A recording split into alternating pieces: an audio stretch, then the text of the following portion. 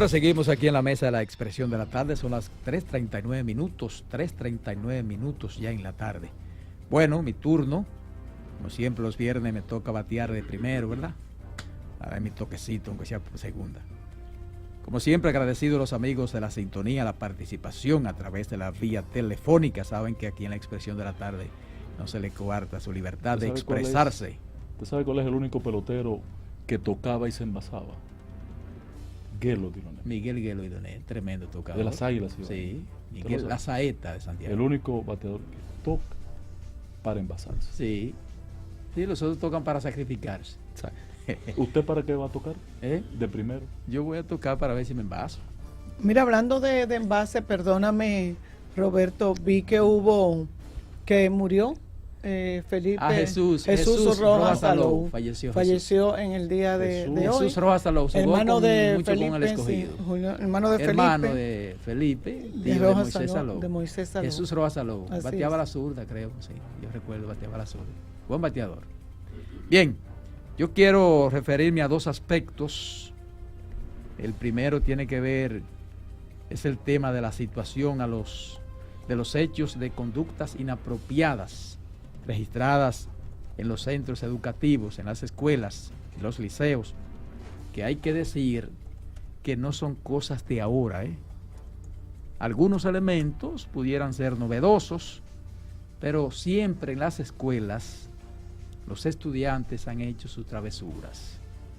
Lo que pasa es que ahora se graba todo y se sube a las redes. Quizá pueden haber ahora algunos elementos nuevos como parte de la modernidad.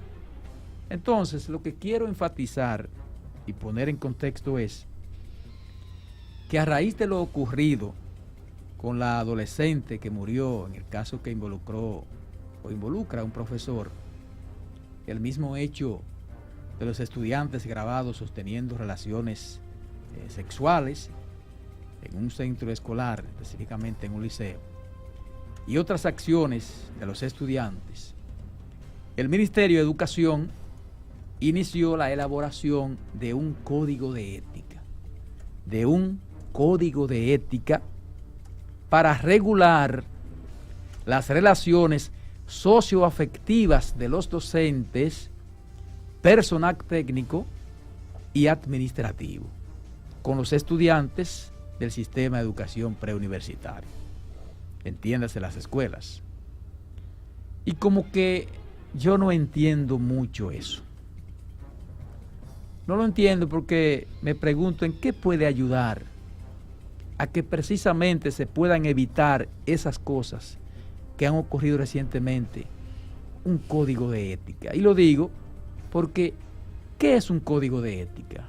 Y tuve que hacer la tarea y encontré la definición más aceptada, que un código de ética puede considerarse como la herramienta que ayuda a los servidores públicos a comprender los principios morales y profesionales para el ejercicio digno de sus actividades, permitiéndoles desempeñar mejor su trabajo como un bien común.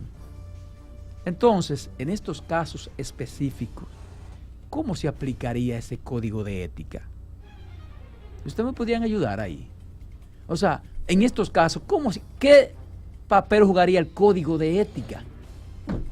Porque yo entiendo que en esta parte lo que debió hacerse es un sistema mejor de supervisión, de vigilancia, con algún personal que en recreo, en las horas de llegada, en las horas de salida, pues entonces esté más atento para ver las acciones de los estudiantes. Pero el código de ética es otra cosa. El caso de la especie, Roberto, es digno de que lo estudien o lo investiguen a profundidad. Claro. Porque yo vi hoy una entrevista al director del liceo. Entonces, él de lo que se está defendiendo es de denuncias que hay de que ellos vendían condones, tenían un operativo de gracias a Dios que lo vendían. De cosas sexuales, ¿cómo se llama? De educación sexual, y él niega una serie de cosas. O sea, él no atiende a definir qué pasó, sino, exacto. Entonces, parece que hubo un descuido o se armó una bandita o un grupito, grupito montó todo una estructura, operación con esa intención. Pero por eso te digo que lo que cabe más ahí entonces, supervisión. Exacto. Un equipo de supervisión, que sea un personal, que por ejemplo en recreo, que son las horas que se pueden hacer cualquier cosa, ¿verdad? En recreo, pues ese personal esté más atento a lo que puedan estar haciendo los estudiantes, si están en las aulas, si están fuera, dónde están, a la llegada, a la salida del liceo. Pero el código de ética es otra cosa. Lo que yo no quiero es que le carguen tanto el dado a los profesores. Por eso que te digo, porque el código de ética lo que me está diciendo que los profesores entonces no tienen ética. Eso no tiene que ver con la ética de los profesores. No tiene nada en nada, en lo absoluto. Muy válida tu observación. Yo siempre he dicho una cosa, que la gente va a la escuela a aprender. La gente no se va a educar.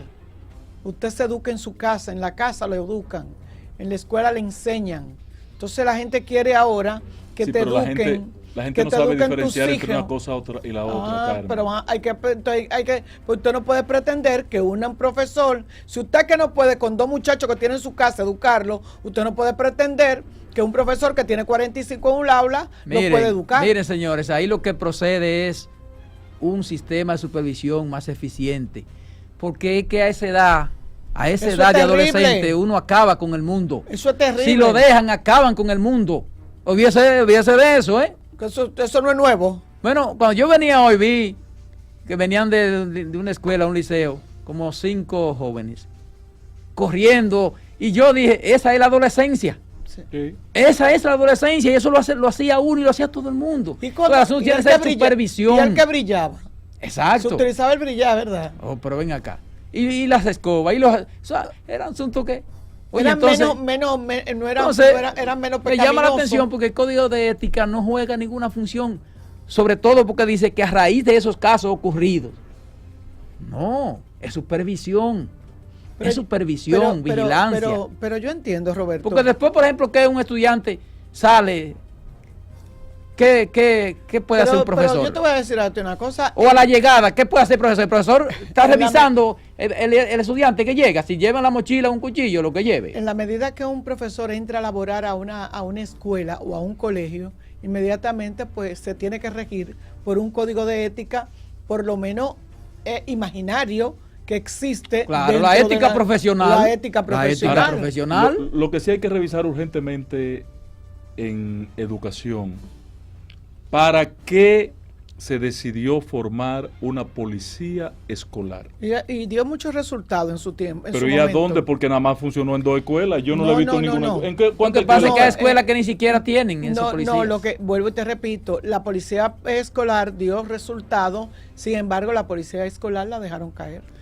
Precisamente, porque es lo que te digo, la policía escolar podría, por ejemplo. El presupuesto de educación da para mantener 3 policías escolares. Pero la policía escolar, por ejemplo, en recreo, supervisaba, vigilaba, caminaba, miraba qué estaban haciendo los estudiantes. En el colegio donde yo tenía la facilidad de cuando llegaba un estudiante ver cualquier situación sospechosa, anómala. En la escuela. Pero el profesor no puede estar tampoco atento a eso. En el colegio donde no es su tarea. En el colegio donde yo estudié, en la hora de recreo usted no podía estar dentro de las aulas. Usted no se podía quedar de que hacer tarea, de que no, que yo me quedé aquí porque no terminé la tarea, déjenme. No, a todo el mundo lo sacaban al patio, y había una supervisión en los baños. Había una persona que se dedicaba, que cuidaba el baño de la hembra y el baño de los varones. Exacto, o sea, eso sí. Eso es lo que hay que establecer. Eso es lo que hay que establecer. O sea, usted saca a los muchachos de las áreas donde estén trancados, que salgan a jugar al patio. Exacto. Que salgan a jugar al patio. Carmen, permíteme, Roberto, apuntalar el detalle que da Carmen de que a la escuela se va a aprender. Y ¿verdad? En la casa se educa, se recibe la educación. Sí, se forma. ¿Qué es eso? Yo voy a la escuela, o los niños van a la escuela a aprender matemática, gramática, español, biología, química, física, lo que sea. En la casa me dicen, no se toma lo ajeno. No se puede robar. Claro. Eso es robar. Usted no puede traer ese lápiz o ese, ¿cómo se llama? Sacapunta. A la niña no se le golpea. Usted no. Exacto. O sea, en la casa está ausente hoy, claro que sí, la parte de la formación en valores, que no se lo van a dar en la escuela, porque a la escuela los maestros van, cantamos el himno para el aula, jóvenes. Eso es correcto, pero lo que pasa es que hay un problema en los hogares también fuerte. Bueno, pero entonces no hay podemos... una gran cantidad de hogares que todo el mundo sabe con dificultades. Con dificultades. El mismo hecho de que muchachitas tengan, eso es un problema. Pero entonces, mira, esto es un buen momento. Entonces, ¿qué es lo que nosotros tenemos que hacer? Nosotros lo que tenemos que hacer es abogar entonces para que esas horas libres que tienen de la tanda extendida, que no han sabido qué van a hacer con ella, entonces comencemos a dar moral, cívica, valores y enseñar. Esa es una tarea pendiente. Porque se aprobó un currículo, corrígame, porque tú estás vinculado a educación. Y yo percibo, porque yo vi hoy un operativo de que comienzan a repartir de nuevo comida en las escuelas. O vi otro diciendo, al mismo director de la escuela diciendo, no, ya aquí no se vende en la cafetería porque las escuelas que no están en el plan de que sé yo qué, hay un protocolo que define que hay que cerrar la cafetería. No lo entendí. ¿Está funcionando la tanda extendida? Sí. Roberto, sí, la tanda extendida están funcionando. El currículum aprobado. Pero no pueden estar funcionando porque lo que establece la tanda extendida no se está haciendo. Lo dejan ahí. Y ahí o sea, tú me dices que la tanda extendida estaba funcionando porque están quedando los estudiantes hasta esa hora. No, eso no es funcionamiento. No es funcionamiento. Yo te puedo decir, la tanda extendida está vigente, pudiera decirse. Sí, la tanda extendida está vigente. Ahí sí, pero no está funcionando. Pero no está funcionando porque no se han nombrado los profesores. Diría Pablo McKinney, mi ex amigo Pablo McKinney, que no sabe lo que es un mango. Por ahí es que prende. Exacto, por ahí es que prende. No, y ahí hay un todo comercial, hay un comercial que ahí hay que prende. Todo el tiempo yo creía que eso era lo que se iba. Miren, la importancia de esa tanda extendida con relación a lo que decía Roberto, a estas familias disfuncionales que hay, a esta falta de autoridad en los hogares, de niños teniendo niños, o niñas teniendo niños y todo este descuido, nosotros pensábamos que la tanda extendida iba a superar un poquito esto, porque en esa tanda, en esas horas, que son bastante, que son casi 4 horas, que el niño dura sin hacer nada, que usted puede estar seguro que todos esos inventos que hay, de todos esos bailes, se hacen en ese horario. Así, entonces, señores, para este código de ética, se ha creado una comisión y se le ha dado un plazo de 21 días a partir de ¿cuándo estábamos? 7, el martes 7, para que presenten ese código de ética docente que regule las relaciones entre los actores del sistema educativo y que incluirá un régimen de sanción y consecuencias. Esa parte tampoco la entiendo mucho, porque el código de ética no es coartivo, no se aplica castigos legales. Entonces, ¿de qué sanciones me están hablando? ¿Y a quiénes van a sancionar? ¿A los estudiantes? ¿A los maestros? Como que eso a mí no está muy claro. No está muy claro. Porque la ética, repito, no es coactiva. Es decir, no impone castigos legales. La ética no impone castigos legales. Usted me puede cuestionar que yo actúe antiético, pero no puede castigarme ni someterme a la justicia. Que actúe fuera de la ética. Tan sencillo como eso. Pero ¿quién enfermará el código de ética? Los alumnos, los padres, los profesores. Porque ¿quiénes son los involucrados? ¿Quiénes son los que se van a comprometer a llevar a cabo? En este caso deben ser los maestros, porque se habla de un código de ética docente. No, pero es que los maestros no tienen por qué firmar un código de ética docente. No es firmarlo, es asumirlo. Y ni siquiera, es que el maestro no puede, es que yo siento, y miren que yo con los maestros cuando tengo que... No, y la confusión mía es, porque dicen a raíz de estos hechos que ocurrieron. Pero es que o sea, ¿en qué lo van a evitar eso? No son vinculantes los hechos. No son vinculantes. Yo estoy de acuerdo con el código de ética. Sí, pero es que el código de ética debe existir, como dice Carmen, casi automático. De facto, de hecho. Incluso además la ética profesional es la ética profesional. Entonces, todo el profesional sabe cómo actuar. ¿Cuál debe ser su comportamiento? Exacto. Pero que entonces usted tenga un más código. Aún como docente. Mira, es sorprendente que el Ministerio de Educación no tenga un código de ética para sus maestros, porque debería de tenerlo. cuáles son los reglamentos, cuáles son los lineamientos, a qué hora debe de llegar, cuál es el vestuario, qué debe de hacer dentro de un aula, cómo comportarse. Entonces, debería de tener esa parte. Entonces, ministro, yo creo que el esfuerzo hay que hacerlo es mejorar un sistema de supervisión personal que pueda vigilar a los estudiantes en horas de recreo, a la llegada, a la salida. Pero no. Yo insisto que ahí hay una oportunidad. Porque lo que me está diciendo entonces es que la falla es del maestro.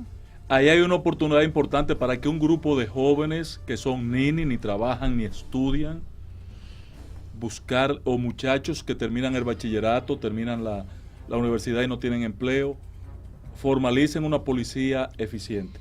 Que no tiene que haber 100 policías en una escuela. Señores, es que aquí... Es con una presencia mínima. Es que aquí yo no entiendo. ¿Usted recuerda de la policía? ¿Cómo era que le llamaban la policía? Municipal. Que funcionaba en la policía.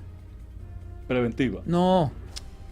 Que era cuando era ministro de Interior y Policía Franklin Almeida Rancière, que fue en la jefatura de Santana Páez que se creó esa policía.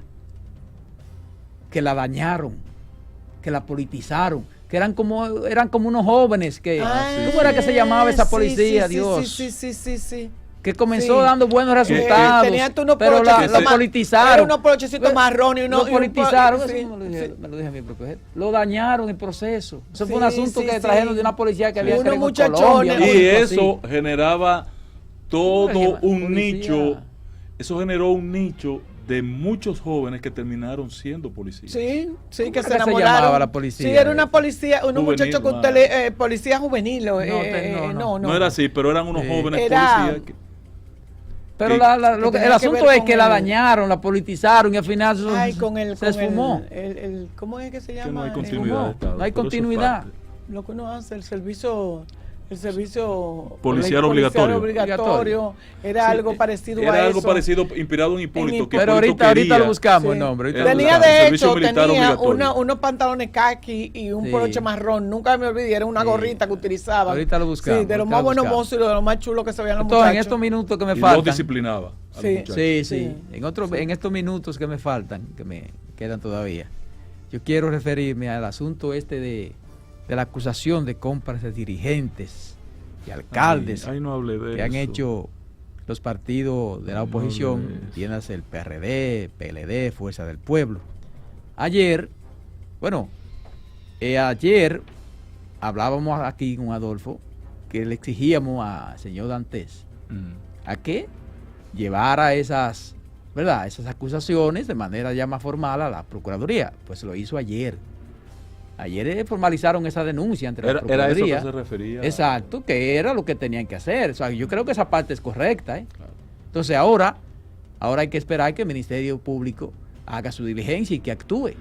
Y que en base a las pruebas, porque ya cuando se hace una denuncia formal, tienen que haber indicios ya de pruebas. Por eso yo te testimonio y cosas. Por eso yo invité ayer, Roberto, tú recordarás, a que veamos los 7 casos que ellos tipifican. Si tú escuchas a Dantes, ojalá y pudiéramos hablar con él. Dantes es un tipo extraordinario, un hermano nuestro. Tengo ganas de respeto por él. Ojalá y sea verdad que va a aspirar a senador y que no sea haciendo un aguaje que esté. Ahí hay casos contundentes que deben ser investigados, que son visiblemente, y yo repito el caso de Montecristi, patrón. Tú no me puedes decir a mí que le entregaron una cantidad de dinero a una alcaldía para hacer un malecón, que tuvo que asumirlo el Ministerio de Turismo después que estaba hecho, demolerlo para hacerlo nuevo. ¿Tú me estás entendiendo? Porque era un tollo y que entonces el alcalde se juramente y todo quede ahí salvado.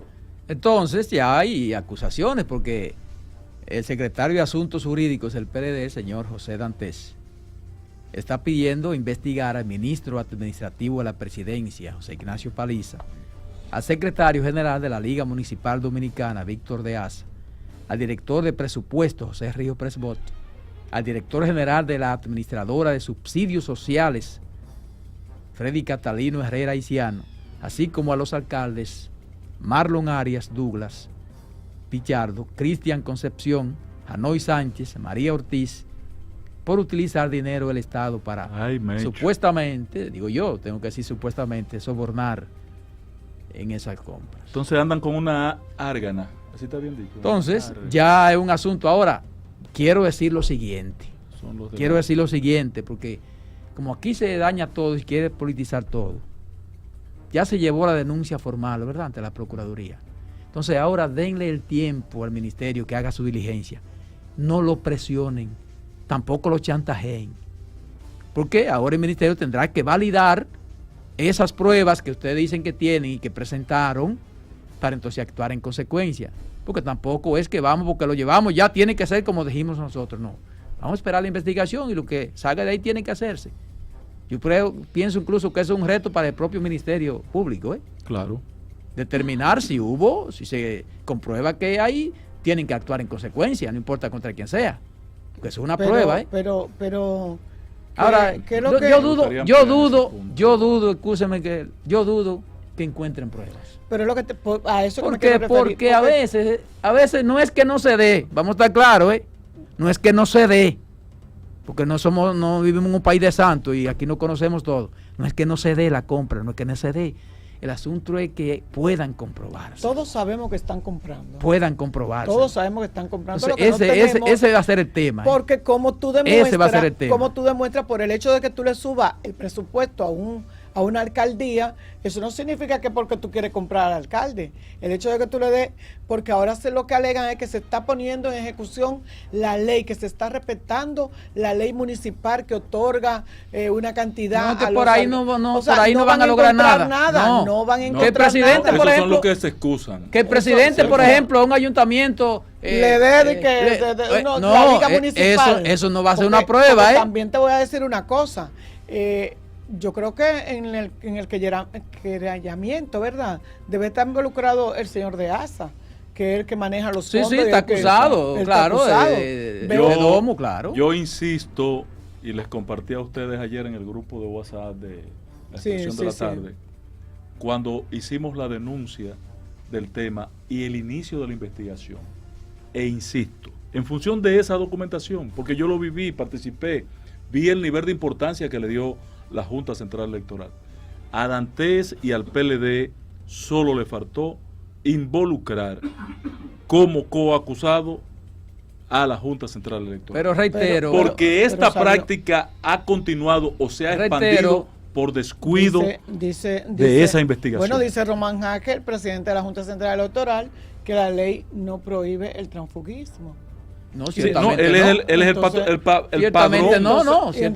Y entonces de una él es el padre de esa escuela. Él no puede hacer la investigación, o sea, si la ley lo que pasa es que lamentablemente esos casos van a quedándose así. Porque reitero que es difícil comprobar, porque si se da dinero efectivo, ¿cómo tú lo compras? ¿Cómo que se da? Lo da, va el propio, mire, le traje una funda. Román Jaque. ¿Se hacen transacciones? No. Es el padrino del transfugismo. Además, las promesas, por ejemplo, ¿Cómo tú castigas que yo me fui porque me prometieron que me van a apoyar en mi alcaldía? Exacto. Para candidato. Eso no es ilegal. Sí, pero eso no es condenable. Hay cosas que pueden ser evidenciadas. Entonces ahí que tiene que hacer la tarea del Ministerio Público. En las ejecuciones presupuestarias de las alcaldías. Hay cosas que se pueden verificar. Antes de que tú Vamos a ver qué pasa con esta película. Antes de que tú termines, déjame decir que la Dirección General de Contrataciones Públicas, luego de realizar una investigación de oficio, detectó irregularidades graves en el procedimiento de excepción por proveedor único llevado a cabo por el Instituto Nacional de Formación y Capacitación del Magisterio, INAFOCAN, para la contratación de los servicios de formación y capacitación para la implementación del programa de bachilleres bilingües productivos. Solamente con el hecho de tú decir un procedimiento de proveedor único, ya eso es ilegal. Porque no es verdad que es el único proveedor que existe en el país para dar este tipo de... Aquí hay escuelas mucho más, de mucho más peso, con mucho más calibre, con mucho más historia, con mucho más...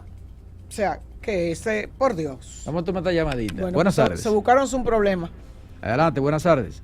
Buenas tardes, jovencita. Un abrazo. Roberto. Bien, adelante. ¿Y el patrón está ahí? A su orden. Tranquilito, quieto. Como siempre. Quiero hacer una preguntita al patrón. Adelante. Cuidado, No, es mansa, no es tan difícil. Patrón, Entonces, los alcaldes morados están en especial. ¿Cuál es el precio? Dígame. Bueno, las tasas que se anuncian las planteó recientemente el buen amigo Julio César de la Rosa. ¿Por dónde se están tasando? Porque los están comprando con familia y por libra. Bueno, entonces, señores, hay otra llamadita, vamos a tomarla. Buenas tardes.